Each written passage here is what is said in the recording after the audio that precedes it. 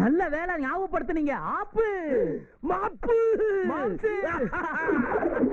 எவ்வளவு பெரிய பொருள் இவ்வளவு நேரம் மறைச்சு வச்சிருக்கான ஐயா. மாப்பிள்ள எனக்கு நீங்களே ஊத்திக்கிங்க. அளவுல பிரச்சனை வந்துடக்கூடாதுல்ல. அதுவும் சேர்த்தா. ஒண்ணு ரெண்டு. மாப்பிள்ள இப்படி தண்ணி ஊத்துனா குடல்லையா வந்து போகும். என்ன இப்ப நான் எப்படி மிக்ஸ் பண்ற பாரு. ரெண்டு மூடிய ஊத்துற. இப்ப பார்.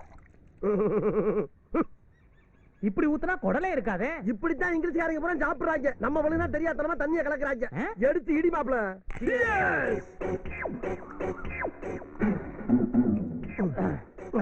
மாப்பிள்ள அலசல கொஞ்சம் ஊத்துறேன். ஊத்துக்க.